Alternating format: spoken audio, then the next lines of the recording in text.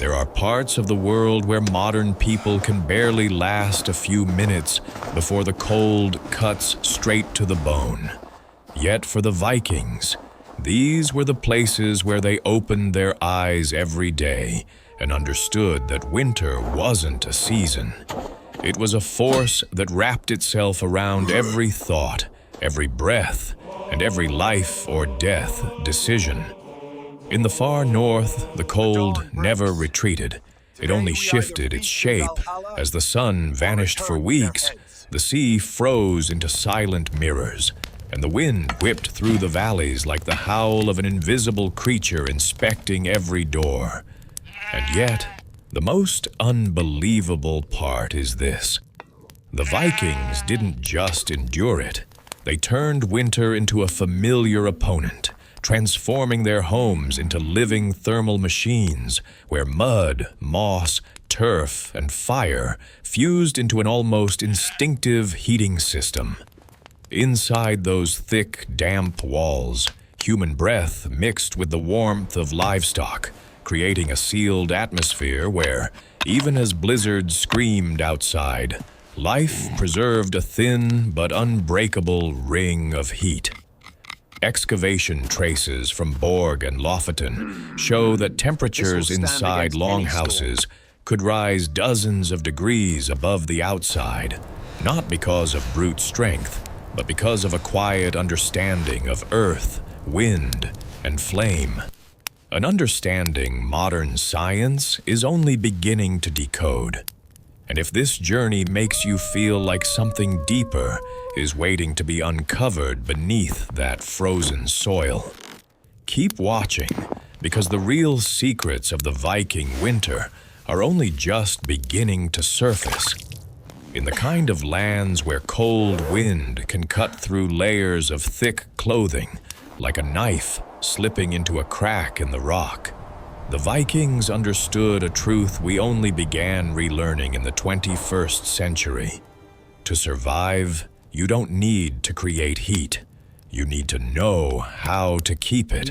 And from that mindset, they built turf walls nearly a meter thick in Chors, Sardalur, and northern Iceland, where layers of grass, soil, and clay were stacked together like a perfect thermal trap. What stunned archaeologists wasn't the primitive materials, but their performance. Those walls cost only a fifth of modern construction materials, yet their insulation matched current European standards. Inside the longhouses, the low ceilings weren't a sign of poverty as many people assume, but a deliberate design. They forced hot air to stay trapped below the rafters, pushing warmth to spread sideways instead of escaping upward, creating a distinctive, misty layer. Half smoke, half moisture, that not only heated the space, but coated the wooden beams with a natural resin, turning the entire house into a thermal machine that never stopped running. In an age where people pay tens of thousands of dollars for HVAC systems, the paradox is that the Vikings, without thermometers or technical blueprints, achieved a level of refinement modern science is only now beginning to measure. And that raises a question that isn't easy to answer. Did they discover this by accident? Or was it a form of ancient science we've somehow lost? If fire was the heart of a Viking home, then the food store was the lifeblood that decided whether an entire community lived or died. Because in the months when the sea locked itself up like a slab of stone and the ground turned so hard that a hoe would bounce back, they understood clearly that failing to preserve food wasn't a risk. It was a death sentence for the whole village. That's why the ice-cold cellars beneath the ground in Gedeby, Aarhus, and Iceland weren't just storage buildings, but survival fortresses built from stone, clay, and frozen earth, where Vikings buried meat, fish, and grain under permafrost as if they were hacking nature itself to create a year-round freezer. Every step leading down into those pits was a step into a microclimate so controlled it still surprises modern experts.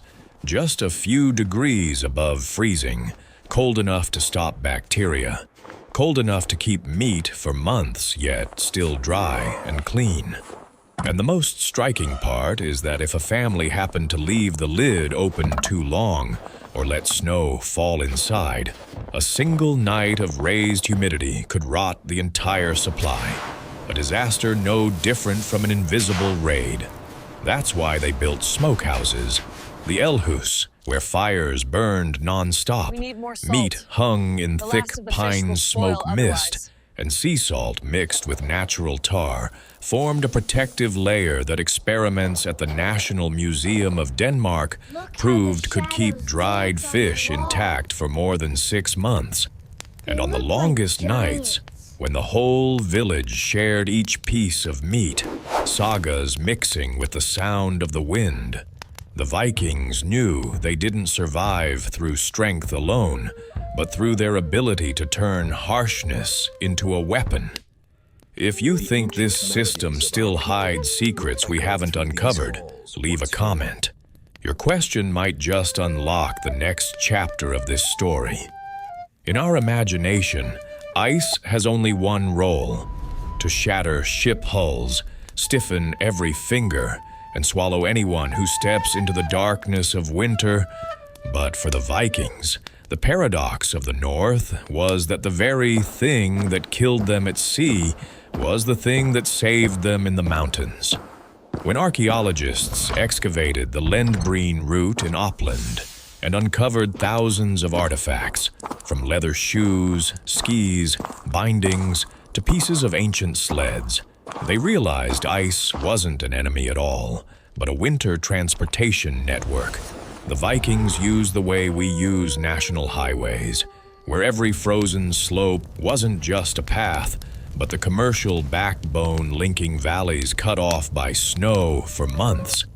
Even more astonishing is that along the coasts of Greenland and Norway, the Vikings used massive ice blocks as a form of natural sealing for their wood stores, meat stores, and livestock shelters, pressing them into wall crevices with clay to create storm-proof cold chambers.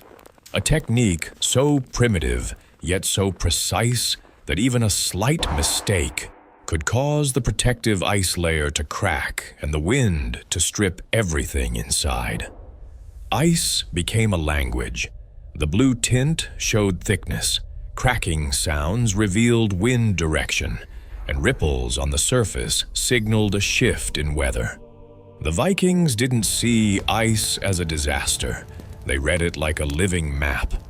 And in that frozen silence, they found a pathway the modern world needed more than a millennium to understand. In the kind of lands where the sun doesn't rise for weeks, the cold isn't the only threat. It's the darkness that crushes the human spirit.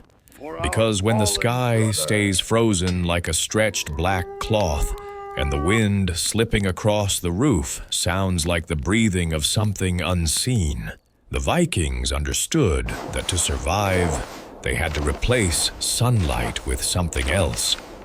A flame small enough to fit in the palm of a hand, but powerful enough to keep the soul from being swallowed. The stone lamps found at Borg, arranged in a circle around the living space, weren't everyday objects, but artificial suns fed with animal fat. Each flame a promise that real light would return. And when that glow reflected off walls brushed with red pigment made from local iron-rich soil, the cramped interior suddenly felt warmer, as if the entire house were recreating a stolen dawn. Music also became a compass in the endless night. Hollow bone pipes, simple frame drums, every beat acting like a substitute for the cycle of daylight, helping them keep a sense of day and night so they wouldn't lose themselves in the overwhelming stillness of winter. By turning darkness into ritual, the Vikings discovered what modern science now calls psychological light, an inner fire that carried them through weeks without the sun. And that may have been the hardest victory they ever earned. In the months when the world felt locked beneath an ice-domed sky, the Vikings believed that to keep life going, they didn't just need fire for the body. They needed another kind of flame, one that couldn't be seen with the eyes, but could be felt in the heartbeat. A sacred heat, they believed, was passed down only by the gods. That's why the winter temples at Gamla Uppsala, or Borg, weren't simply ritual spaces. They were spiritual machines, designed to resist the deepest darkness of the north. The charred wooden pillars found at Uppsala, layered with centuries of soot, show that fires were kept burning continuously, as if people once believed that even a moment of extinguished flame meant the entire community would be abandoned to divine silence. And in the sagas, the Jol festival wasn't just a feast, but a pact with nature, where humans offered meat, hides, and mead in exchange for the first light of spring. What's remarkable is that many ceremonial structures, such as the east-facing building at Borg, were built precisely along the direction where the year's first sunbeam would strike, a level of alignment too exact to be coincidence, leading archaeologists to question whether the Vikings held astronomical knowledge deeper than surviving texts record. When the community gathered beneath the temple roof, surrounded by slow drum beats and the scent of burning fat, they weren't just seeking protection, they were recreating their sense of cosmic order, an order winter always threatened to break. And if something in those ashes still waits to be understood, leave a comment. Sometimes your curiosity becomes the next flame that helps us illuminate secrets that have slept for more than 1,000 years. When winter descended like an iron curtain locking every path, the Vikings still looked toward the sea, not with fear, but with the respect reserved for an old enemy they had learned to negotiate with. In their world, the ocean never slept, and even when the fjords froze into white corridors of ice, they refused to be trapped, instead preparing for voyages in conditions any other civilization would have deemed impossible. The ships found at Roskilde, their hulls soaked in pine resin and tar, show that the Vikings didn't build vessels to resist ice. They built vessels that forced the ice to give way. The hull's elegant curvature let the ship rise upward when pressured by ice, like a leaf lifting on a frozen lake, a design so bold that even modern naval engineers still marvel at it. But the heart of the legend lies in the fact that the sun disappeared for weeks, and yet they could still navigate using Iceland spar, a transparent mineral capable of polarizing light, letting them locate the sun, even when the sky drowned in gray mist. And when night fell, they heated large stones and stored them beneath the deck to keep the crew warm. A simple yet effective solution so clever that even polar expeditions today rely on the same principle. In cold harsh enough to freeze a human hand in minutes, the Vikings still rode into the biting wind, leaving behind a question no one can fully answer. Were they reckless? Or did they understand the sea better than any people who ever lived? In the kinds of lands where cold can cut through flesh like a thin blade, the Vikings understood that their first weapon wasn't the sword. It was their own bodies, forged by labor, blizzards, and sea journeys, so long that bone analyses from Verka and Greenland show their bone density was 20 to 40% higher than modern humans, as if winter itself had cast them into living metal. And it's no coincidence that the sagas describe Viking warriors lifting massive stones or dragging ships ashore. Because for them, strength wasn't for showing off. It was for surviving months of wind that sliced like knives. What's fascinating is that the way they cared for metal mirrored the way they cared for their bodies. Swords, axes, and knives were coated with thick layers of animal fat to keep iron from corroding in damp seasons. A method we now call by a fancier name, anti-corrosion coating. And the oil-soaked cloth fragments found at Kaupang show they invented a natural form of rust-proof wrapping thousands of years ago. The body and the blade became two sides of the same philosophy. Anything that isn't forged will break. Anything that isn't protected will rot. And perhaps it was within that harsh discipline that the Vikings created a survival standard the modern world can do nothing but admire. When the sun finally returned after weeks in which the sky was nothing but a motionless black void, the Vikings didn't step outside with cheers the way later generations might imagine. That morning, in villages from Norway to Iceland, the air was both lighter and heavier. Because this wasn't a celebration, it was the first head count after winter, a quiet ritual to determine who was still standing and who had fallen in the dark. The new light crossed the yard, slid across turf roofs still locked in ice, and paused on the small mounds where snow hadn't fully melted, as if the sun itself were reading the list of the dead before anyone could speak. Archaeological notes from Tisø and Ribe show that the first days of spring were the time to repair roofs, reinforce walls, rebuild livestock pens, but also the time when families opened graves to refresh the soil, reset the stones, and speak the names of the departed for the returning sun to hear. A tradition both practical and deeply political, because every household that survived winter became proof of discipline, preparation, and the fact that they had not allowed the community to collapse. Yet within that harshness, the Vikings allowed themselves a moment of rebirth.